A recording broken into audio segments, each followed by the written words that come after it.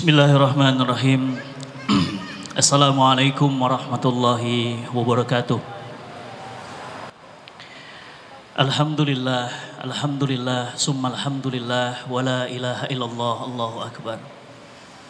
Alhamdulillah, segala puji hanyalah pantas dan layak milik Allah Rabbul Alamin. Alhamdulillahi Rabbil Alamin, wassalatu wassalamu ala asrafil anbiya'i wal mursalin wal imamil muttaqin wa ala alihi wa sahbihi wa man da'a bida'watil islam wal tazama bitariqatihi wa tarasama khutah wa ja'ala lakidatan islamiyatan asasan li fikratihi wal ahkama syar'iyatan mikiyasan li a'malihi wa masdaran li ahkami. Ashhadu an la ilaha illallah wa ashhadu anna muhammadan abduhu wa rasuluhu la nabiyya ba'da. Faqala Allah Ta'ala fi Qur'anil Azim wa huwa asdaqul qailin ya ayyuhalladzina amanu stajibu lillahi walir rasul iza da'akum lima yuhyikum. Alhamdulillah, segala puji milik Allah, Rabb yang mengizinkan kita masih bisa menghirup udara dunia, masih bisa mengumpulkan banyak-banyak bekal-bekal pulang kita besok. Karena sesungguhnya kita semua pasti akan pulang kepada Allah Subhanahu wa Ta'ala. Tidak ada satupun manusia, siapapun orangnya, sehebat apapun kekuasaannya, sehebat apapun kekayaannya, setakwa apapun ketakwaannya, kecuali dia pasti akan pulang dan berhadapan dengan Allah Subhanahu wa Ta'ala untuk mempertanggungjawabkan waktu, kesempatan yang pernah Allah berikan kepadanya. Tidak ada satupun. Bahkan kekasih Allah Nabi Muhammad sallallahu alaihi wasallam, Nabi kita tercinta, orang paling takwa, orang yang paling dicinta umatnya, tetap harus pergi meninggalkan alam dunia dan berhadapan dengan Allah Subhanahu wa Ta'ala untuk menegaskan bahwa kita adalah manusia yang bukan diciptakan untuk selama-lamanya. Kullu man 'alaiha fan. Dunia ini memang fana. Enggak ada yang lama-lama. Ibu-ibu di sini nangis hari ini, besok ketawa. Antum hari ini ke sini bawa mobil, besok jalan kaki. Hari ini antum hari ini tertawa, senang karena baru dapat bonus tahun 2019. Tahun 2020 belum tentu masih ada harta yang kita punya. Kullu man 'alaiha fan, enggak ada yang fana. Yang dulu berkuasa Allah jatuhkan, Allah selesaikan, Allah tutup kekuasaannya. Yang dulu hina, Allah muliakan, Allah angkat setinggi-tinggi derajatnya. Maka sadar kita bahwa kita semua pasti akan pulang menghadap Allah Subhanahu wa Ta'ala. Dulu saya ingat pernah nemenin di sini guru kita Al-Mukarram Ustadz Allahu Yarham Arifin Ilham. Sekarang beliau sudah tidak ada bersama kita. Kita kangen banget sama zikirnya. Kangen banget dengan suara khas serak-serak beliau. Subhanallah walhamdulillah wala ilaha illallah Allahu akbar. Beliau wafat 17 Ramadan. Saat pintu-pintu langit dibuka lebar-lebar. Saat Al-Quran diturunkan. Saat Allah menerima ampunan hamba-hambanya, Allah memanggil hambanya Kiai Haji Arifin Ilham. Dulu beliau ada bersama kita, sama seperti saya melihat antum hari ini, sama seperti antum melihat saya hari ini. Ustadz Jeffrey Al-Bukhari, saya ikut nyolatin di sini hari Jumat, Istiqlal penuh sampai atas. Hari Jumat. 2 minggu sebelum ngisi kajian, 2 minggu sebelum wafat, masih ngisi bareng sama saya di Jakarta Selatan. Bareng berdua di sini. Ingat banget, masih ingat kacamatanya, Masih ingat bajunya, masih ingat sarungnya, saya juga masih ingat parfumnya. Tuh masih ingat. Ingat banget. Terakhir berdua ngisi, kemudian beliau bilang, Ustadz, boleh nggak copy filenya? Karena saya biasanya kalau ngisi pengajian, kalau teman-teman, Bapak Ibu biasa ikut kajian saya, selalu biasanya saya pakai PowerPoint, pakai gambar, pakai video. Hari ini enggak. Beliau bilang, boleh nggak copy filenya? Saya bilang, boleh. Antum bawa flash disk nggak? Bawa. Beliau copy, celek. Ya, beliau beliau berdiri di belakang saya, beliau mencet-mencet punggung tuh. Nah, maksudnya biar semangat ngopi filenya gitu. Saya bilang, mau di copy semua nggak? Mau dong. Dia lihat, waduh banyak banget ini Ustadz materinya. Boleh nggak saya minta semua? Saya bilang, boleh. Cuma kan kayaknya kan abis ini antum ngisi lagi kan? Oh iya Ustadz. Jadi gimana dong Ustadz? Udah, aneh antar ke rumah. Saya bilang, saya antar ke rumah. Kapan kata beliau? Apa kata beliau? Kapan? Saya bilang, Jumat. Allahu Akbar. Dengar kata Jumat tuh beliau kayak yang bingung. Beliau bilang apa? Jumat Ustadz. Iya Jumat, emang kenapa? Emang sempat? Beliau bilang, emang sempat. Saya nggak ngerti kata emang sempat. Kecuali apa? Karena beliau sibuk, saya sibuk. Wajar kalau beliau bilang emang sempat. Saya nggak ngerti, saya bilang sempat. Karena Jumat saya nggak boleh ada jadwal. Jumat tuh saya di rumah, paling-paling ada jadwal khotib Jumat aja. Apa kata beliau? Ya udah, kalau gitu Jumat ya. Mudah-mudahan Ustadz bisa ketemu. Kita pelukan, kita salaman, pulang. Malam Jumatnya kecelakaan, hari Jumatnya disolatkan, jenazahnya di Istiqlal dan dimakamkan. Jalanan macet semuanya, puluhan ribu orang mengantar jenazahnya. Pertanyaan saya, kalau Bapak Ibu, kalau teman-teman yang ada di sini besok pagi meninggal dunia, jasadnya dibungkus dengan kain kafan, tubuhnya kemudian disolatkan. Pertanyaan saya, berapa orang yang akan menyolatkan jenazah kita? Adakah orang yang mau menyolatkan jenazah kita? Adakah orang yang mau terbang dari pulau ke pulau, dari satu provinsi ke provinsi lain, menguburkan jenazah kita? Mungkin tidak. Ustadz Arifin Ilham ketika wafat, saya ikut menyolatkan jenazahnya. Masya Allah, itu Masjid Az-Zikra Sentul, lebih dari jamaah yang hadir hari ini. Lebih dari 5.000 orang, prediksi saya itu 5.000 orang lebih nyolatin jenazahnya. Padahal jenazahnya datang sore. Mereka menunggu dari jam 8 pagi sudah penuh. Hanya untuk menyolatkan jenazah.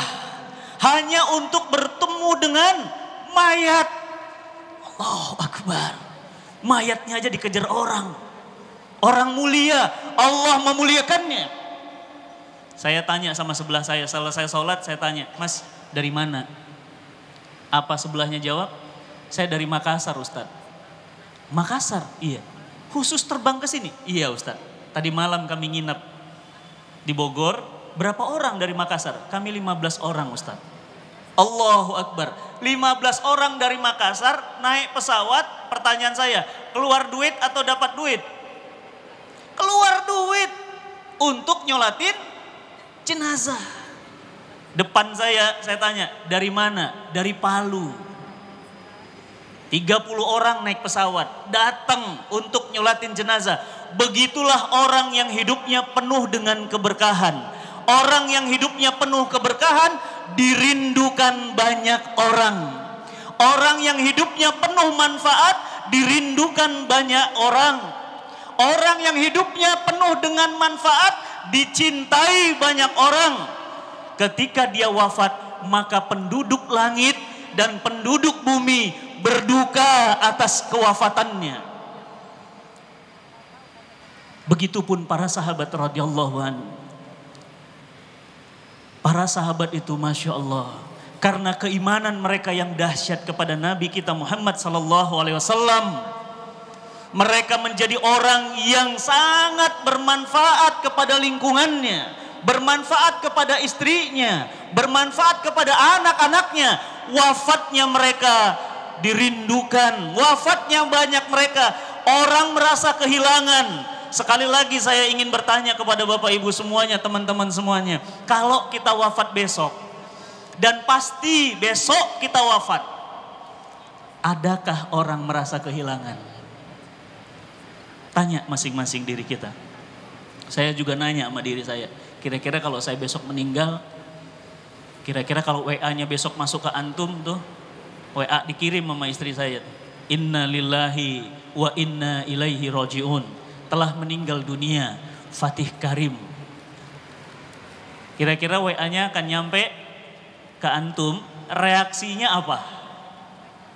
Apakah antum mau datang ke rumah saya di Bogor, nyolatin jenazahnya?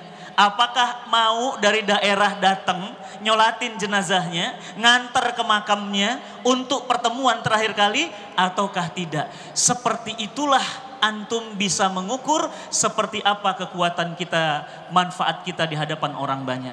Maka wajar Nabi kita tercinta Muhammad sallallahu alaihi wasallam menyatakan, khairun nas anfa'uhum linnas. Manusia yang paling baik, hebat, the best, itu bukan manusia yang paling kaya, bukan manusia yang paling cantik, bukan manusia yang paling ganteng, tapi manusia yang paling banyak manfaatnya. Bapak Ibu, pernah lihat pohon kelapa? Pernah? Pernah minum air kelapa? Bohong banget kalau enggak ya. Indonesia mah kaya akan kelapa. Pertanyaan saya, pohon kelapa itu ada manfaatnya enggak? Banyak.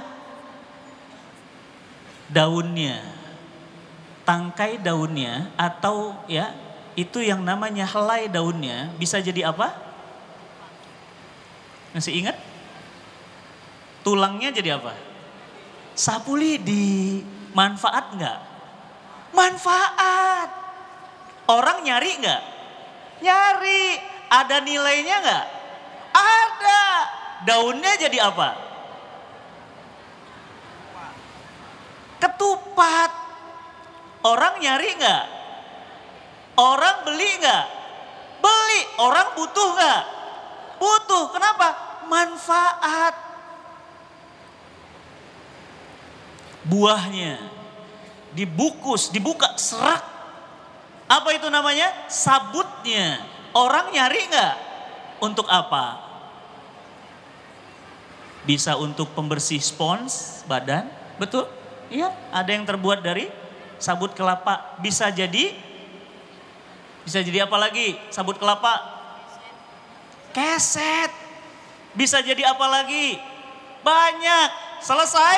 Belum. Batoknya bisa jadi apa? Arang. Airnya bisa jadi apa? Tahu nggak air kelapa itu? Itu ternyata detox paling bagus.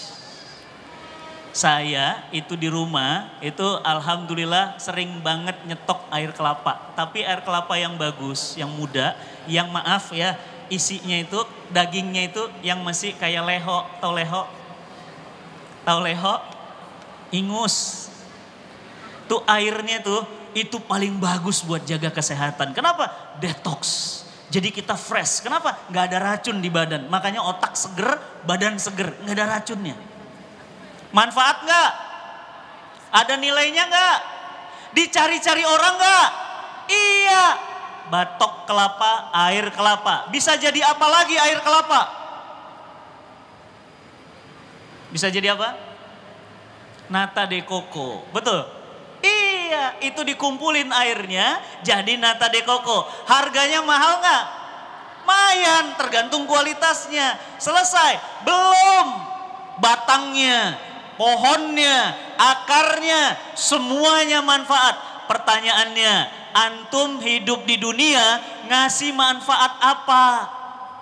Kalau kita nggak ada manfaat untuk ayah ibu kita nggak punya manfaat untuk tetangga kita nggak punya manfaat untuk negeri kita, jangan katakan bahwa kita itu manusia terbaik. Kenapa? Nggak punya arti, nggak punya makna, nggak ada harganya. Istilahnya apa? Kalau kita datang orang cuek, kita nggak ada juga orang Nggak masalah. Kenapa? Nggak ada manfaatnya. Maka lihat, sepanjang sejarah Islam.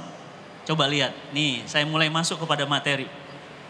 Sepanjang sejarah Islam, Islam pernah menoreh tinta emas peradaban sejarah. Dari mulai Mekah Al-Mukarramah sampai Madinah Al-Munawwarah sampai keruntuhan Khilafah Islamiyah tanggal 3 Maret 1924 di Istanbul, Turki. Islam pernah menoreh tinta sejarah, melahirkan banyak orang-orang hebat penuh manfaat. Pertanyaan saya, ketika Nabi SAW, Nabi kita tercinta wafat, wilayah Islam makin besar, wilayah dakwahnya makin luas atau makin surut? Makin surut atau makin luas Bapak Ibu? Makin luas. Awalnya Mekah, Madinah, mulai Jazirah Arabiah masuk Islam. Mulai kemudian apa? Afrika masuk Islam. Mulai daratan India masuk Islam. Mulai daratan Cina masuk Islam. Mulai daratan Eropa masuk Islam. Mulai daratan Nusantara masuk Islam. Mulai masuk ke daerah-daerah bawah lagi, Australia dan sekaliannya masuk Islam. Pertanyaannya, berarti Nabi SAW itu meninggalkan pemimpin-pemimpin, meninggalkan orang-orang yang makin hari makin hebat, atau orang-orang yang tidak punya manfaat? Makin hebat. Itulah kehebatan Islam. Islam mampu mencetak orang, siapa saja yang berinteraksi dengan Quran, siapa saja yang berinteraksi dengan hadis Nabi SAW, orang itu akan jadi orang hebat. Coba perhatiin. Kenal dengan Umar bin Khattab pasti ya, radhiyallahu an. Beliau ini preman. Antum tahu preman ya? Ya kayak di sini preman Tanah Abang gitu. Kayak di sini mungkin ada preman Kemang gitu. Preman, ya, anak sendiri dibunuh, ya, keluarga sendiri dipukulin, preman pasar ukas. Bayangin yang namanya preman. Pertanyaan saya, yang namanya preman itu maaf, cerdas, banyak main otot atau banyak main otak? Banyak main otot. Tapi ketika beliau memeluk Islam, dan beliau kemudian bersama baginda Nabi SAW mempelajari Islam satu persatu. Diturunkan ayat-ayat Quran. Kemudian Umar mempelajarinya. Diturunkan ayat-ayat Quran. Kemudian Umar mengamalkannya. Lihat pertanyaan saya. Siapa khalifah yang menjabat paling lama dan wilayah penaklukannya paling luas? Umar bin Khattab. Luar biasa. Luar biasa. Keren banget. Pertanyaannya, siapa yang makamnya di samping makam Nabi SAW? Umar bin Khattab. Artinya apa? Al-Quran, sunnah Nabi SAW memuliakan orang yang tadinya bukan siapa-siapa. Lihat, antum lihat yang namanya Khalid bin Walid. Beliau ini, Allahu Akbar, preman besar, udahlah preman, panglima besar pasukan kafir Quraisy. Pedangnya, punten ya, pedangnya itu nggak pernah kering. Tiap hari pedangnya basah dengan darah umat Islam. Bayangin, tiap hari ngebunuhin umat Islam, tiap hari menghancurkan umat Islam. Bahkan Khalid bin Walid dalam tanda kutip paling berjasa pada saat perang Uhud. Kenapa? Khalid bin Walid dan pasukannya telah berhasil membunuh jenderal-jenderal Islam. Mushaf bin Umair syuhada di Uhud. Gara-gara siapa? Khalid bin Walid. Hamzah, pamannya Nabi SAW, hancur wafat syuhada. Siapa yang paling bertanggung jawab? Khalid bin Walid. Tapi pertanyaan saya, di akhir hidupnya, ketika dia masuk Islam, ketika dia dekat dengan Islam, ketika dia dekat dengan Quran, pertanyaan saya, siapa yang digelari Allah, siapa yang digelari oleh Rasulullah sebagai Saifullah, pedangnya Allah? Siapa? Khalid bin Walid. Mas, maaf, saya pengen tanya. Kalau ada orang namanya digelari, dikasih julukan pedangnya Allah, berarti mungkin kalah nggak? Nggak mungkin. Kenapa? Pedangnya Allah. Masa pedangnya kalah? Nggak mungkin pedangnya kalah. Berarti apa? Khalid bin Walid. Manfaatnya, pertanyaan saya, besar nggak untuk Islam dan kaum muslimin? Besar. Antum tahu, Persia, Romawi itu takluk di tangan Khalid. Ya, ada perang Mu'tah, ada perang Yarmuk, ada perang itu Khalid pimpinan pasukannya. Luar biasa. Kenapa begitu? Karena ada yang namanya sumber kemuliaan. Apa itu sumber kemuliaan? Islam. Berarti semestinya orang-orang yang dekat dengan Islam, orang-orang yang mengamalkan Islam, orang-orang yang selalu bersama Islam hidupnya, pasti orang itu akan menghasilkan manfaat banyak. Pertanyaannya, kita Islam? Kita Islam? Oke, pertanyaan saya, berapa jumlah umat Islam persentasenya di Indonesia? 90%? Salah. Turun mas. Jumlah umat Islam di Indonesia sekitar 73% saja hari ini. Tadinya 90 surut. Ya. Letnan Jenderal Letnan Jenderal Purnawirawan ya, Anton Tabah pernah memberitakan dalam sebuah survei beliau mengatakan jumlah umat Islam sekarang hanya tinggal 73,8% saja di Indonesia. Oke, kalau penduduknya 200 juta, berarti banyak atau sedikit dari 73%-nya? Pertanyaannya, kenapa ya umat Islam banyak, penghafal Quran banyak, negeri kita banyak masjidnya, negeri kita banyak zikirnya, tapi kita nggak sehebat di masa-masa para sahabat. Pertanyaan saya, tolong jawab dengan jujur. Apakah Quran di zaman sahabat, apakah hadis di zaman sahabat berbeda dengan Quran kita hari ini? Al-Baqarah dulu sama sekarang sama nggak? Oke, Quran surat Yasin dulu dengan sekarang sama nggak? Sama. Jumlah surah dulu dengan sekarang sama nggak? Sekarang pertanyaan saya, jumlah huruf Quran dulu dengan sekarang sama nggak? Sama. Allah katakan apa? Inna nahnu nazzalna dzikra wa inna lahu lahafizun. Kamilah yang menurunkan Al-Quran, kamilah yang menjaganya. Berarti Quran dulu dengan Quran sekarang sama atau beda? Sama. Pertanyaannya, kenapa umatnya beda? Ayo, siapa yang bisa jawab saya kasih hadiah. Ayo, Qurannya sama, nabinya sama, hadisnya sama. Tapi kenapa hasilnya beda? Dulu umat Islam hebat, penemu angka 0 umat Islam. Ustadz, penemu angka 0 umat Islam? Yap, Khawarizmi. Coba bayangkan kalau nggak ada angka 0. Antum ngitung gimana mas? Kalau kita pakai huruf Romawi, susah ngasih kembalian. Coba huruf Romawi 10 gimana? X. 20? XX. 21? XX1 bioskop. Susah, angkanya susah. Mereka nggak kenal angka 0. Yang nemuin 0, 1, 2, 3, 10, 100. Itu umat Islam. Bayangkan jasa umat Islam. Kalau nggak ada angka 0, gimana matematika? Gimana antum mau transaksi? Gimana kalkulator bisa berfungsi? Angka 0. Hebat ya. Yang menemukan gambar peta dunia pertama kali. Jadi ada yang namanya globe dunia. Itu digambar dengan detail. Negara-negara, benua-benua, lautan-lautan. Siapa yang menemukan pertama kali? Umat Islam. Namanya Al-Idrisi. Al-Idrisi itu dia nggak pakai gambar satelit, tapi dia bisa gambar Indonesia itu mirip dengan gambar Indonesia sekarang. Dan gambarnya masih tersimpan di Istanbul, masih ada buktinya. Beliau menggambar itu, bayangkan abad-abad 13-14, dikala Eropa sedang gelap, dikala Eropa sedang tidur, dikala Eropa sedang masa kegelapan, Islam lagi jaya-jayanya. Pertanyaan saya jujur, apakah Quran dulu dengan sekarang sama? Sama. Kenapa umatnya beda?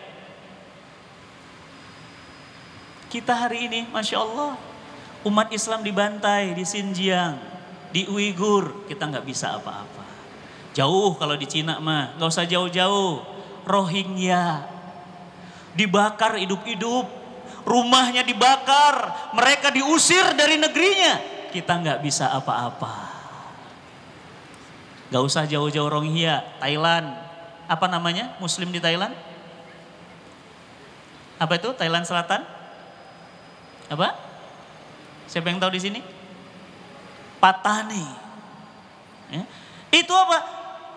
Gak boleh baca Quran, diusir dari kampungnya, dikucilkan, kita gak bisa apa-apa. Jauh dikit terbang, kemana? Al-Aqsa, kiblat pertama umat Islam. Bayangin ini kiblat pertama umat Islam. Dibangun kedutaan besar Amerika Serikat di sana. Kita gak bisa apa-apa. Pertanyaannya, mengapa umat Islam dulu pegang Quran? Umat Islam sekarang pegang Quran. Umat Islam dulu pegang hadis. Umat sekarang Islam juga pegang hadis. Kenapa hasilnya beda? Kenapa kira-kira? Ayo, kenapa? Karena umat Islam dulu memegang Quran untuk diamalkan. Umat Islam hari ini memegang Quran untuk diperlombakan. Diperlombakan suaranya. Salah? Enggak salah. Cuma Quran bukan untuk itu. Quran itu hudalin nas wa bayyinati minal huda wal furqan. Dia itu petunjuk. Yang namanya petunjuk sekedar dihafal, sekedar dinyanyiin, atau untuk jadi petunjuk kehidupan. Petunjuk kehidupan. Kalau dulu Pak, sahabat itu, sahabiah nih ibu-ibu, sahabiah zaman dulu itu turun ayat. Quran surat Al-Ahzab 59. Apa ayatnya? Ya ayuhan nabi, wahai nabi, maksudnya Muhammad sallallahu alaihi wasallam. Ya ayuhan nabi, kulli azwazika wa banatika wa nisa'il mu'minin yudnina alaihinna min jalabibihinna. Wahai para nabi, wahai nabi, kata Allah, katakan pada istrimu, katakan pada anak-anak perempuanmu, katakan pada wanita muslimah, hendaklah mereka mengulurkan jilbabnya. Sahabiah zaman itu, begitu ayat itu turun, Al-Quran dipegang, Al-Quran langsung diamalkan. Langsung ambil hordeng Mbak, tahu hordeng? Diambil hordeng, langsung pakai. Sep. Ambil selimut, langsung pakai. Sep. Ambil sarung, langsung pakai. Mereka lantas ketika ayat itu turun, keluar. Ada yang kelihatan lagi auratnya? Enggak. Mereka begitu dapat satu ayat, langsung mereka ambil, mereka amalkan. Itulah syarat kunci kehebatan mereka zaman dulu. Dulu ketika orang Arab suka makan riba, awas hati-hati nih. Di sini banyak nih wajah-wajah yang kena riba nih. Tuh R. Ada tulisannya di sini R. Benar nggak? Beli motor pakai apa sekarang? Cicil. Cicilnya kemana? Leasing. Itu apa? Riba. Dulu ayat-ayat tentang riba itu turunnya bertahap. Awalnya boleh asal tidak berlipat ganda. Akhirnya Allah turunkan wahalallahu bai'a wa haramur riba. Allah halalkan jual beli, Allah haramkan riba. Antum tahu? Para sahabat langsung meninggalkan aktivitas ribawi mereka. Mereka yang suka minjem duit dibungain. Mereka suka minjem duit dibungain. Mereka suka kemudian membisniskan uang. Mereka berhenti kemudian meninggalkan riba. Apa kata Nabi? Dosa riba itu ada 73 pintu dosa. Hadis riwayat Muslim. Lihat 73 pintu. Bayangin pintunya. 1, 2, 3, 4, 5, 6, 7, 8, 9, 10. 73 pintu dosa. Jadi pintunya ada 73. Dosa yang paling kecil, awas Bapak Ibu, hati-hati nih, riba. Dosa yang paling kecil seperti menzinahi ibu kandungnya sendiri. Zina itu dosa besar, Mas. Ini zina sama ibu dan itu dosa paling kecil. Pertanyaan saya, sahabat dulu orang-orang Islam zaman dulu di masa kejayaan Islam, begitu ada ayat wahalallahu bai'a wa haramu riba, mereka tinggalkan. Pertanyaan saya, sekarang ayat itu berubah nggak? Tempatnya bergeser nggak? Ayatnya hilang nggak? Pertanyaannya, apakah kita pakai riba? Yap. Beli rumah antum KPR. Ustadz, 15 tahun lagi. Ya, anak antum SMA cicilannya belum lunas. Masya Allah. Beli mobil, leasing, riba.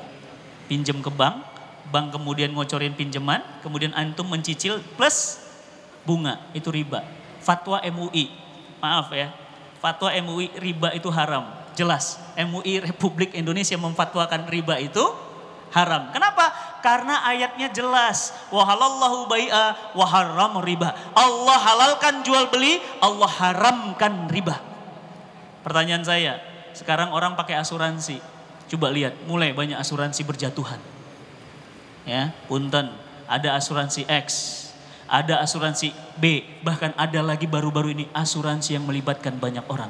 Berjatuhan, triliunan mas. Pertanyaan saya, kenapa itu? Riba. Riba itu kata Allah, orang yang memakan riba tidak bisa berdiri. Kecuali seperti orang kerasukan setan, seperti orang penyakit jiwa. Makanya orang makan riba, rumah tangganya gak akan bahagia. Ibadahnya gak akan khusyuk diterima.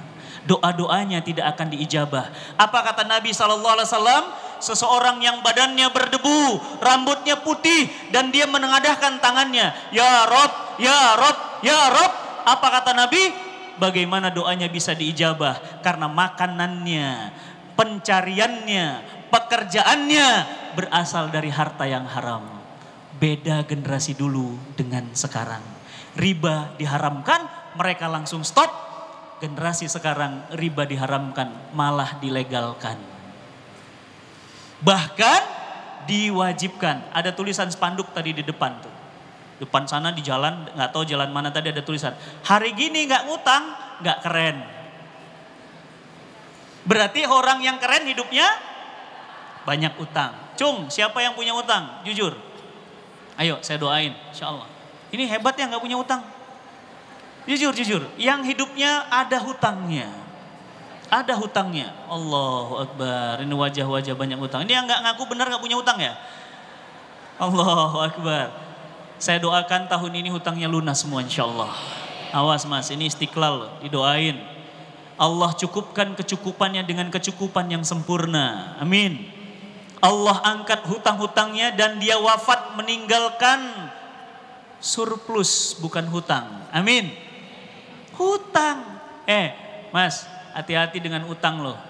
Nabi SAW itu mau nyolatin jenazah. Nih mayat nih. Nabi udah begini nih. Allahu Akbar. Tiba-tiba berhenti. Beliau kemudian berhenti, balik badan, nanya ke saf pertama. Apa pertanyaan Nabi kita tercinta Muhammad SAW? Nabi katakan, wahai para sahabat, apakah mayat ini ada hutangnya? Lihat, awas, lihat. Nabi nggak nanya, apakah mayat ini sudah haji? Nabi nggak nanya, apakah mayat ini sudah umroh? Nabi nggak nanya, apakah mayat ini sudah punya rumah? Nabi nanya, apakah mayat ini ada hutangnya? Apa para sahabat jawab? Ya Rasulullah, beliau masih ada hutang. Berapa hutangnya? Gak banyak ya Rasulullah. 2 dinar. Antum tahu 2 dinar? 1 dinar itu 4,25 gram emas. Kalau 1 gram itu 500 ribuan, berarti sekitar 2.500.000-an.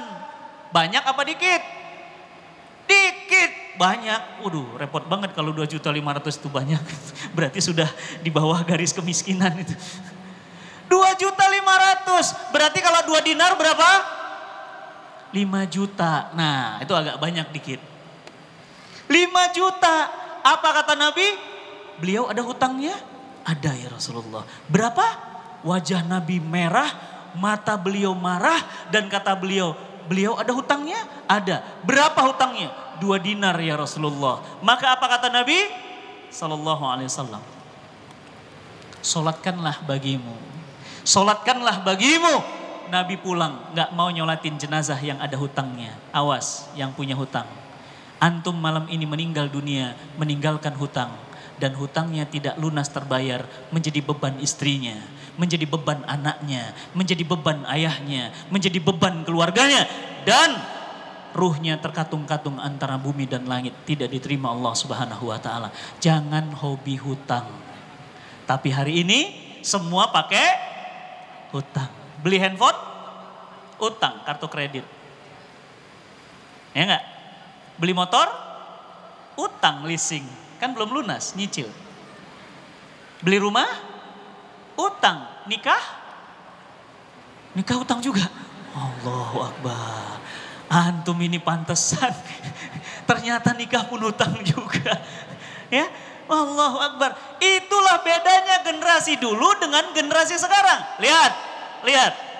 Ketika ayat-ayat Allah turun terkait dengan jihad, Allah Subhanahu wa taala berfirman, "Infiru hifafan wa siqalan wa jihadu bi amwalikum wa anfusikum." Berangkatlah jihad walaupun dalam keadaan berat ataupun ringan. Masya Allah, mendengar ayat itu, ada seorang sahabat lagi makan kurma. Ini kan lagi peperangan tuh. Perang, lagi perang, lagi jihad. Dar. Sahabat kemudian bertanya, "Ya Rasulullah SAW sedang mengasah pedangnya." Kemudian sahabat bertanya, "Ya Rasulullah, kalau aku ikut berperang di sana, ikut bertempur di sana, kalau aku mati tempatku di mana?" Dia cuma nanya gitu doang. Apa kata Nabi? Nabi sambil tersenyum mengatakan, "Di surga bersamaku." Maaf mas, di surga bersamaku berarti surganya level Firdaus. VVIP-nya surga. Antum masuk surga, emperan aja senang gak? Emperan mas. Ini VVIP-nya. Apa kata sahabat tuh? Di mana ya Rasulullah? Di surga bersamaku. Di surga? Iya. Antum tahu yang dilakukan beliau? Nah ini ya bedanya generasi dulu dengan sekarang. Apa yang dilakukan? Kurmanya langsung dibuang, orangnya langsung lari, langsung suhada. Masya Allah. Kalau kita gimana? Lagi makan kurma nanya sama Nabi, "Ya Rasulullah, kalau tempatku di mana kalau aku syahid?" "Tempatmu di surga bersamaku." Cius. "Ini apa ya Rasulullah?" Itu pertanyaannya masih begitu. Kalau generasi sahabat udah nggak begitu lagi. "Di mana ya Rasulullah?" "Di surga." Langsung. Lihat, saya ingin cerita tentang kisah seorang sahabat yang bernama Abu Dahdah. Ya. Beliau ini sampai-sampai kemudian tergiur oleh tawaran Nabi SAW ketika ada seorang sahabat lagi ya yang kemudian ditawarkan oleh Nabi menjualkan mengganti satu pohon kurmanya yang buahnya sampai buat pohonnya miring, diganti dengan satu pohon kurma di surganya Allah. Satu kisah, ada pohon kurma miring banget punya seorang sahabat Nabi SAW yang kemudian karena saking banyaknya buahnya dan buahnya manis mas. Jadi kalau begitu jatuh itu anak-anak yatim duafa itu langsung ngambilin makan. Rupanya sahabat Nabi ini tahu, ditanya, "Nak sini. Kamu tahu itu makan kurma punya siapa?" "Enggak tahu, itu punyaku. Tolong jangan dimakan buah kurma itu ya. Jangan dimakan, itu punyaku." Pertanyaan saya, sahabat itu manusia bukan? Manusia, sama kayak antum, masih ada nahan. Ya enggak? Coba jujur, kalau ada uang di kantong, yang keluar Kapten Patimura atau Soekarno-Hatta? Jujur. Soekarno-Hatta? Amin. Jadi sahabat ini nahan. Apa yang terjadi? Ternyata kejadian ini ketahuan oleh Nabi SAW. Maka kemudian Nabi katakan, "Apakah antum mau? Apakah kamu mau? Pohon kurmamu itu aku ganti dengan satu pohon kurma di surganya Allah. Pohon kurmamu itu aku ganti dengan satu pohon kurma di surga Allah. Yang, awas, lihat, satu pangkal batang buahnya, maaf itu daunnya, satu helai daunnya itu bisa dilalui dengan perjalanan 100 tahun perjalanan. Mas, bayangin satu tangkai daun, itu pohon kurma sebesar apa?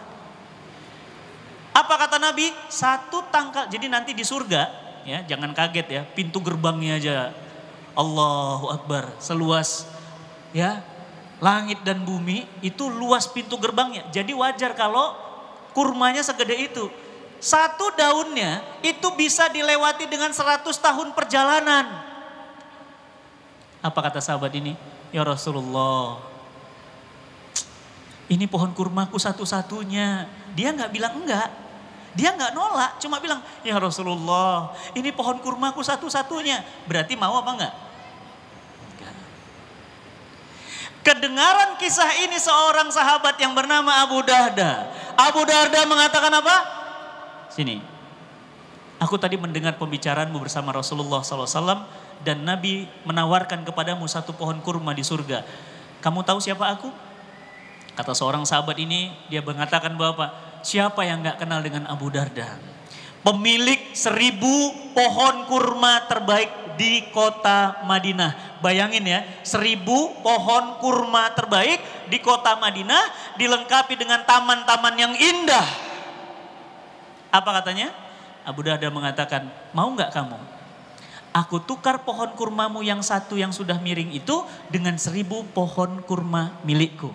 Beserta taman-tamannya, beserta semua apa yang ada di dalamnya. Kira-kira mau gak? Mau. Apa jawabannya? Deal. Bayangin, ditawarin kurma di surga, no deal. Tapi begitu ditawarin kurma di dunia, 1000 pohon kurma, deal katanya. Begitu deal, baik, alhamdulillah. Abu Darda pulang kepada istrinya. Tok tok tok tok tok. Assalamualaikum. Waalaikumsalam. Istrinya keluar. Wahai istriku, cepat keluar dari sini. Anak-anak cepat dibereskan, baju-baju cepat dibereskan, keluar, tinggalkan kebun kurma yang indah ini. Istrinya bertanya, wahai suamiku, ada apa? Pulang-pulang nyuruh kami keluar, anak-anak lagi main-main di kebun kurma, anak-anak lagi main di taman, orang-orang lagi makan kurma lagi enak, ada apa? Apa kata Abu Darda? Beliau mengatakan, aku mendengar Rasulullah SAW akan mengganti 1000 pohon kurma kita dengan satu pohon kurma di surganya Allah. Tuh. Apa kata istrinya? Apa? 1000 pohon kurma dikasih dengan satu pohon kurma di surga. Langsung istrinya, tuh bu, istri solihah bu, langsung dipeluk dan istrinya mengatakan, beruntunglah wahai suamiku, beruntunglah wahai suamiku. Pertanyaan saya, kalau itu ibu kira-kira reaksinya gimana? Bisa ditebak mas, kira-kira kalau antum ngomong sama istri, antum punya 1000 pohon kurma diganti dengan satu pohon kurma di surga, apa kata istri antum? Mas cerai aja kita mas. Bubar aja kita mas. Apalagi kata istri antum, situ sehat. Ya enggak? Mungkin istri antum bilang apa? Kepala antum diginiin. Sehat mas, kesambet di mana? Tapi beda mbak, istri solihah. Apa katanya? Perdagangan yang beruntung wahai suamiku. Perdagangan yang beruntung. Baik, baik, baik. Aku hari ini akan membereskan semua barang-barang. Anak-anak dan semua yang ada di taman aku keluarkan. Dan kita akan meninggalkan 1000 pohon kurma. Untuk satu pohon kurma di surganya Allah. Keren. Pertanyaannya, bagaimana dengan antum? Diminta berkorban bukan harta. Maaf, diminta berkorban bukan nyawa. Bahkan harta pun kita masih pelit, kita masih nahan. Apalagi dijanjikan surga. Kadang-kadang kita masih nanya, apa iya ada? Apa iya besok makan masih ada? Itulah beda generasi dulu dengan generasi sekarang. Apa bedanya? Quran dan hadis, janji-janji Nabi, begitu disampaikan, mereka langsung kemudian take action. Beda dengan kita hari ini. Kita masih bertanya-tanya, apa iya serius bro? Kalau gue PHK besok, kalau gue berhenti kerja riba besok, besok masih ada kerja. Istrinya bilang, Abi jangan resign. Kenapa Mi? Kan ini pekerjaan kita nggak boleh. Kan pekerjaan kita ada ribanya. Kita harus keluar Mi. Apa kata istrinya? Iya Bi, tapi siapa yang ngasih makan anak kita? Ada 6. Yang satu kuliah, yang satu SMA, yang satu SMP, yang satu SD, yang satu masih nyusu, yang satu masih dalam perut. Siapa yang ngasih makan Bi? Itulah beda generasi dulu dengan generasi sekarang. Generasi dulu, generasi sami'na wa ata'na. Kami dengar dan kami taat. Generasi hari ini, umat Islam hari ini, sami'na wa fikirna. Iya, kami dengar. Tapi masih mikir-mikir. Ngitung istrinya pakai kalkulator. Mas, kalau kamu resign, kehilangan 30 juta gaji bulanan. Kehilangan bonus tiap 3 bulan. Kehilangan fasilitas kesehatan. Kehilangan. Kenapa? Karena keyakinannya kepada Allah tidak menghujam. Tauhidnya gak mantep.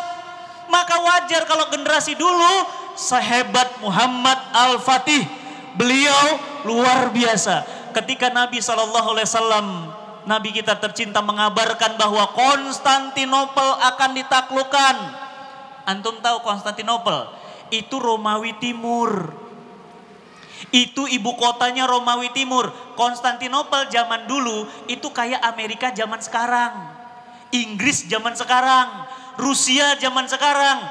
Militernya kuat, pasukannya nggak terkalahkan. Dan nggak pernah ada pasukan Islam yang mampu mengalahkan yang namanya Konstantinopel.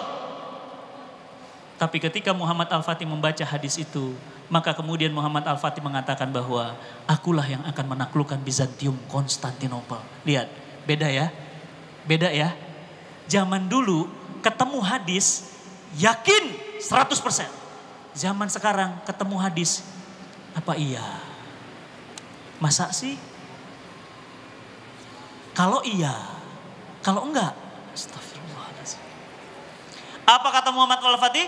Beliau langsung menyiapkan pasukan. Antum tahu jumlah pasukannya berapa?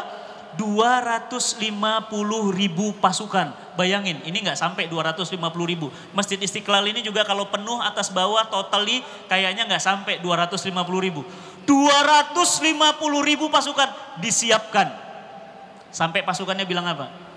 Kami tidak bisa melihat matahari yang menembus sampai jari-jari kaki kami. Faham maksudnya? Faham maksudnya? Kami tidak bisa melihat matahari tembus ke kaki kami. Berarti gimana? Saking padatnya, saking banyaknya, itu matahari nggak bisa nembus. Padat banget. Berapa? 250.000 pasukan. Tahu apa yang terjadi? 250.000 pasukan beserta meriam yang dahsyat. Hancur di depan benteng Konstantinopel. 250.000 pasukan jadi suhada semuanya. Gak berhasil. Nyerah? Gak. Orang zaman dulu ketemu hadis gak nyerah. Imannya mantap, keyakinannya membaja. Apa yang terjadi? Dia siapkan kapal laut. Mas, 113 kapal laut Muhammad Al-Fatih dipukul dengan hanya sekitar 70 kapal Konstantinopel. Hancur semua kapalnya. Allahu Akbar. Pertanyaan saya, apakah Muhammad Al-Fatih nyerah? Tidak. Apa yang beliau lakukan? Zaman itu belum ada pesawat. Zaman itu belum ada yang namanya kapal selam. Apa yang terjadi? Beliau minta pimpinan pasukannya untuk mengangkat kapal di atas gunung. Bayangin, gunungnya ya, Galata itu tingginya setinggi Istiqlal ini. Gimana Mas? Dorong kapal, 112 kapal dalam waktu 1 malam naik Istiqlal. Ayo naik Istiqlal kapal. Didorong, turun. Didorong, turun. Kenapa? Supaya nyerang dari arah yang Konstantinopel nggak nebak. Ternyata begitu pagi hari di hari Jumat, 112 kapal Muhammad Al-Fatih menghancurkan benteng-benteng Konstantinopel dari arah yang tidak diduga-duga. Tepat hari Jumat, beliau kemudian masuk ke benteng Konstantinopel dan mengambil pasirnya dan menaruh di atas kepalanya. Beliau katakan, demi Allah, tidak ada yang salah dengan janji Nabi. Nabi itu benar, kita yang tidak membenarkan janjinya. Pertanyaan saya, apa bedanya generasi dulu dengan generasi sekarang? Generasi dulu ambil Al-Quran, ambil hadis, yakin 100%. Generasi sekarang ragu sama agamanya sendiri. Mas, kalau mau berobat pakai madu, pencegah kesehatan, pencegah penyakit paling bagus. Apa kata kita? Madu. Yang bagus itu bukan madu. Yang bagus itu obat antibiotik, obat kimia. Mas, obat terbaik itu obat yang dijamin oleh Quran. Pertanyaan saya, Quran itu obat atau racun? Obat. Quran itu la raiba fi, tidak ada keraguan di dalamnya. Berarti ketika Quran katakan madu itu bagus, asal asli ya, asal asli. Madu itu bagus, berarti pertanyaannya, madu itu terjamin, yang jamin siapa? Allah. Punten, Quran bilang, apa kata Quran? Watini wa zaitun, demi buah tin dan buah zaitun. Berarti pertanyaan saya, buah tin dan buah zaitun bagus nggak buat kesehatan? Bagus. Siapa yang jamin? Quran. Quran mungkin salah nggak? Pertanyaannya, antum udah pernah makan buah tin? Kan? Buah tin itu antioksidan paling bagus. Zaitun itu minyak yang mahal dan minyak yang paling bagus untuk masak. Kita pakainya minyak apa? Minyak sawit. Udah minyak sawitnya warna apa? Hitam. Udah hitam dipakai apa? Plastik kresek dimasukin supaya gorengannya gurih. Allahu Akbar. Pantesan kanker. Pantesan penyakit. Allah minta kita pakai minyak zaitun. Quran pasti benar. Orang zaman dulu begitu dapat Quran, dia ambil, dia jadikan patokan kehidupan. Orang zaman sekarang dapat Quran mereka abaikan. Maka Bapak Ibu yang dirahmati Allah, pertanyaan saya, apakah kita mau hidup mulia? Mau nggak? Kita mau nggak hidup menjadi negara adidaya? Mau nggak? Kira-kira Indonesia bisa nggak jadi negara adidaya? Bisa? Kenapa bisa? Potensinya apa aja? Alamnya. Mas, maaf, saya baru pulang sama Mas Ari Untung, sama Mbak Venita. Kita ada program Indonesia bisa baca Quran di Raja Ampat. Di Raja Ampat itu banyak banget orang gak bisa baca Quran. Kita datang ke sana, di sela-sela waktu kita nyemplung ke dalam lautnya. Ya Allah, indahnya, Masya Allah. Itu surga bawah laut. Ikan-ikannya, udang-udangnya, terumbu karangnya terawat rapih bersih. Masya Allah. Punya siapa? Indonesia. Antum kalau ke Raja Ampat gak cukup 2 minggu, gak cukup sebulan. Kenapa? Raja Ampat itu punya 1870 pulau. Masya Allah. 1870 pulau. Dan itu indah semua. Punya siapa? Indonesia. Indonesia punya ikan yang gak ada habis-habisnya. Itulah yang menyebabkan orang datang ke Natuna, Cina datang ke Natuna ngambilin ikan-ikan kita. Kita punya potensi jadi negara adidaya. Kenapa? Kekayaan alamnya. Minyak, sebutin, minyak apa Indonesia gak punya? Minyak gosok, antum salah. Salah banget. Pernah ke Makassar belum? Main ke Makassar. Oleh-olehnya apa? Minyak gosok. Minyak kayu putih terbaik dunia, Indonesia. Minyak cengkeh terbaik Indonesia. Minyak apa lagi?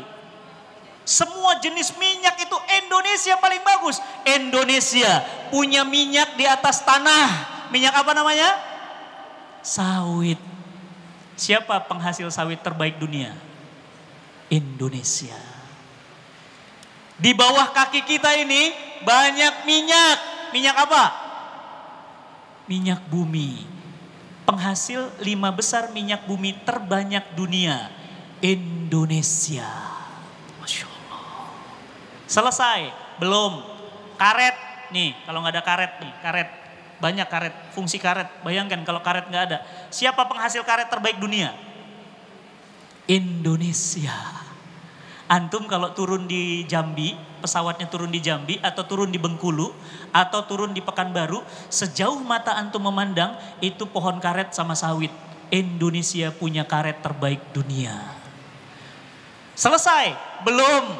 Emas. Indonesia paling banyak emasnya. Indonesia masuk dalam 5 negara cadangan minyak paling banyak di dunia. Itu baru emas yang di Papua, belum yang di Jawa. Betul. Nah, ada Mas Karyo, ada Mas Hadi. Emas, bayangkan emasnya banyaknya. Kayaknya Indonesia. Selesai? Belum. Hutan. Tahu hutan Indonesia? Hutan Indonesia termasuk hutan terluas di dunia. Kenal sama Ustadz Fadlan? Ustadz Fadlan Garamatan, dai pedalaman Papua. Beliau guru saya, sahabat saya, deket banget, 15 tahun kami bersahabat. Masya Allah, beliau masuk Islam ke pedalaman, 3 bulan jalan kaki, ribuan suku-suku pedalaman masuk Islam.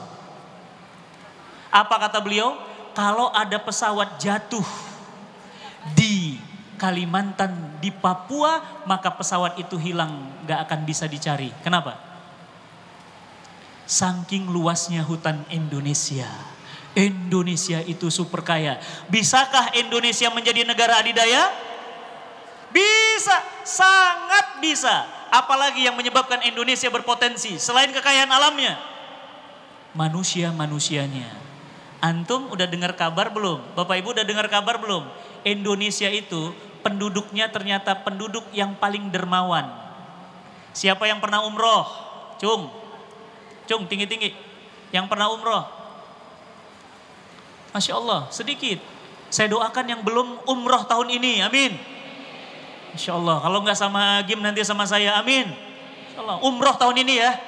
Umroh ya, insya Allah, niatkan, bismillah. Ya mas, 1 kali antum sholat di Masjidil Haram, itu setara antum sholat di Masjid Istiqlal 100.000 kali sholat.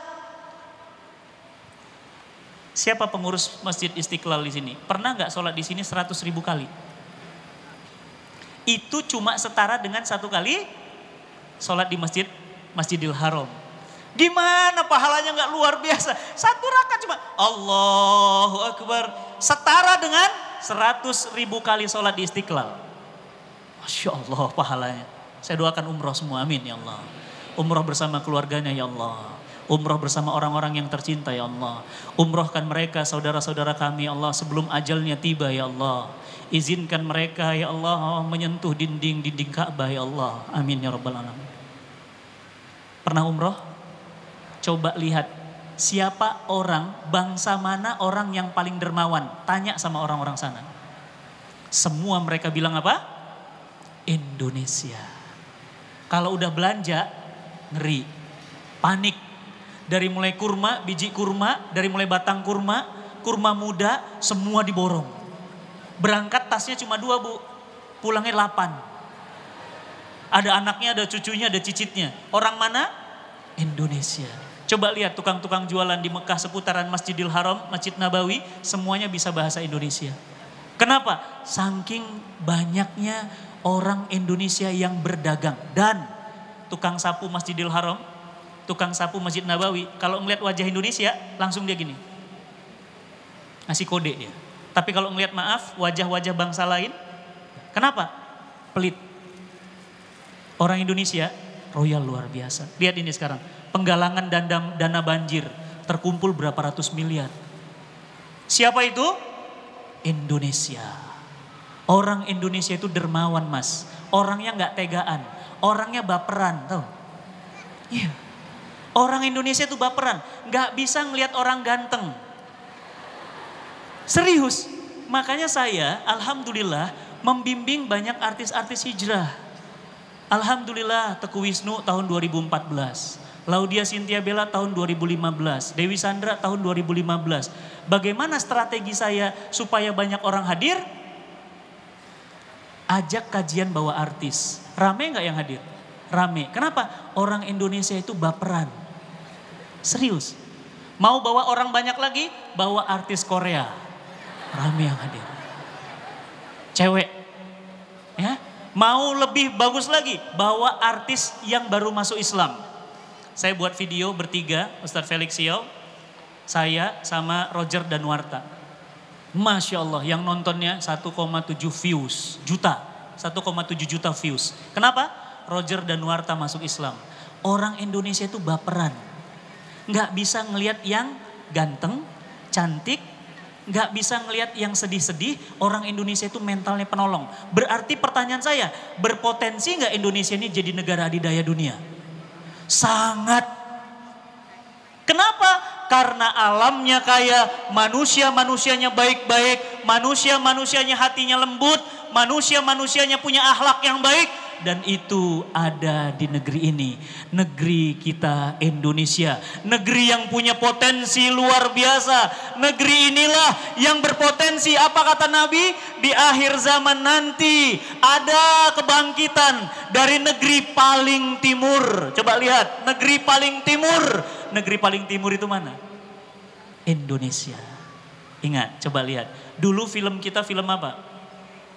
Bioskop kita dulu filmnya apa? Hantu Nenek Gayung. Pocong 1, Pocong 2, Pocong 3, Suster Ngesot. Apalagi film-filmnya? Kuntilanak. Kuntilanak datang bulan aja dibuat film. Coba lihat film-film sekarang. Film-film Islami di mana-mana. Artis hijrah makin banyak. Pengusaha hijrah makin banyak. Coba lihat sekarang, perusahaan-perusahaan berbasis syariah makin banyak. Anak-anak sekarang nggak mau lagi pacaran. Udah putusin aja, pada nikah muda-muda semuanya. Masya Allah, yang belum nikah mana yang belum nikah? Saya ingin tahu dulu. Berapa banyak nih jumlah peserta yang belum nikah? Ya Allah, berarti ini banyak yang belum nikah datang ke sini ya. Tinggi-tinggi, saya doain tahun ini nikah insya Allah. Wah Allah, aminnya beda. Ketahuan ya ternyata yang ikut kajian tauhid itu mayoritasnya belum nikah, jomblo. Saya kira bapak-bapak ibu-ibu. Ya, sekarang gak mau lagi pacaran, ngapain? Mau nikah.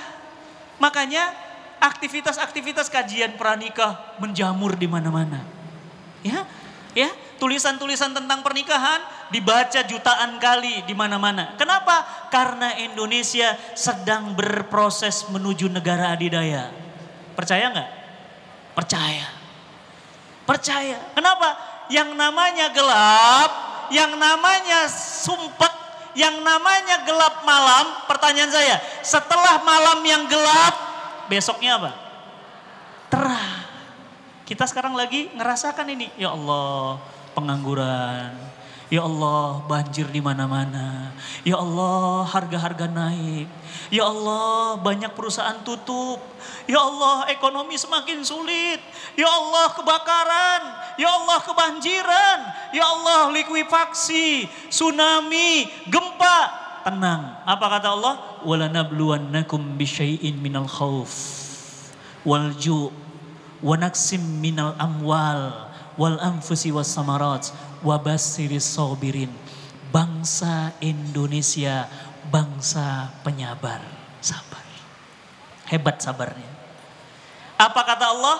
Orang-orang yang seperti itu akan Allah berikan ulaika alaihim salawatum mirabbihim warahmah wa ulaika humul muhtadun. Allah akan turunkan kepada mereka rahmatnya dan Allah akan berikan mereka hidayah. Maka Bapak Ibu yang dirahmati Allah, terus dan teruslah hari demi hari, minggu demi minggu, bulan demi bulan, dekat-dekat dengan ilmu Islam. Dekat-dekat dengan Al-Quran, dekat-dekat dengan cahaya. Karena semakin dekat dan semakin pekat cahaya itu, maka kita akan membawa cahaya dan menjadi cahaya bagi rumah tangga kita, menjadi cahaya bagi istri kita, menjadi cahaya bagi anak-anak kita, menjadi cahaya bagi negeri kita yang tercinta, Indonesia. Nggak usah ngaku-ngaku cinta Indonesia, tapi kalau buat rugi Indonesia. Setuju? Setuju nggak? Nggak usah ngomong ngaku-ngaku cinta sama istri, tapi kalau kerjaannya tingkah lakunya selingkuh, betul nggak? Nggak usah ngaku-ngaku cinta sama orang tua, tapi kalau hanya nelpon saja masih hitungan pulsa, betul nggak? Nggak usah ngaku-ngaku saya cinta Indonesia, tapi kalau kerjaannya ternyata membangkrutkan Indonesia, betul nggak? Punten, saya nggak usah ngaku-ngaku. Saya di Instagram, saya nggak pernah ngomong, saya Indonesia, saya cinta Indonesia. Nggak usah ngomong, bukti aja. Alhamdulillah, kami punya program Indonesia Bisa Baca Quran. Alhamdulillah, sudah membebaskan 50.000 orang lebih dari nggak bisa baca Quran, jadi bisa baca Quran. Pertanyaan saya, itu cinta sama Indonesia atau merugikan Indonesia? Cinta dengan Indonesia. Maka Bapak Ibu, teman-teman semuanya, cinta sama Indonesia, ayo kita rawat, ayo kita jaga. Jangan buang sampah sembarangan. Mbak buang sampah cuma satu, alhamdulillah nih sudah tidak ada minuman botol. Satu orang minum minuman botol, satu orang minum minuman pakai plastik. Kalau ada 100 juta orang minum pakai minuman botol, apa yang terjadi dengan Indonesia? Hancur. Kenapa? Tanahnya penuh dengan polusi tanah. Kurangin. Ya, jangan buang sampah. Tadi saya bicara dengan ketua harian masjid. Ya, Pak Kiai bilang apa? Kita ini mengklaim hujan itu laknat. Kita bilang hujan itu musibah. Padahal pada saat hujan kita justru diminta untuk doa. Karena setiap butir-butirnya itu rezeki. Allahumma sayyiban nafian. Allahumma ya Allah, jadikan hujan itu hujan yang penuh dengan manfaat. Kenapa hujan hari ini enggak manfaat? Pertanyaan saya, hujan yang salah atau kita yang salah? Kita. Udah dibilang itu daerah resapan air. Enggak boleh dibangun rumah. Antum bangun perumahan, banjir. Udah dibilang itu kawasan hijau. Dibangun perumahan, hancur. Udah dibilang itu kawasan enggak boleh kawasan dibangun dengan bangunan-bangunan pencakar langit, dibangun, hancur. Maka jamaah yang dirahmati Allah, ayo kita cinta Indonesia, kita rawat Indonesia. Dan setiap orang, ya, 1, 2, 3, 4, 5, 6, 7, 8, 9, 10, 2.000 orang, 3.000 orang, 4.000 orang. Yuk kita cintai, masing-masing berkontribusi untuk Indonesia. Semoga hidup kita menjadi hidup yang penuh manfaat. Hidup yang dirindukan banyak orang. Hidup yang wafatnya bukan dinantikan orang, tapi wafatnya selalu kemudian mereka minta agar Allah menunda kewafatannya. Kenapa? Karena hidupnya penuh manfaat.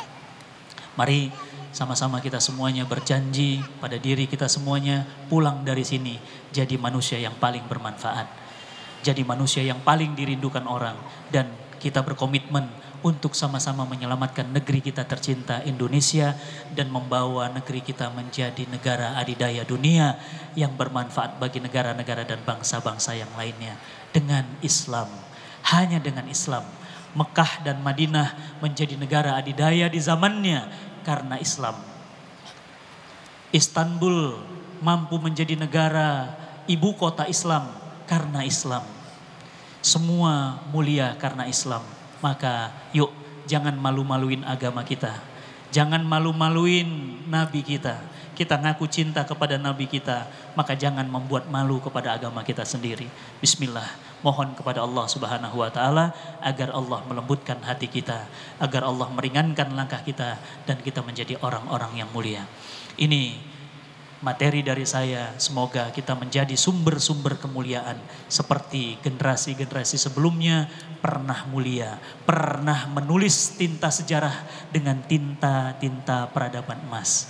Maka yuk masing-masing kita harus berkontribusi, dan karena setiap kita pasti menyumbangkan sumbangan terbaik, sumbangan kontribusi terbaik untuk Indonesia, untuk dunia. Walafu minkum. Assalamualaikum warahmatullahi wabarakatuh.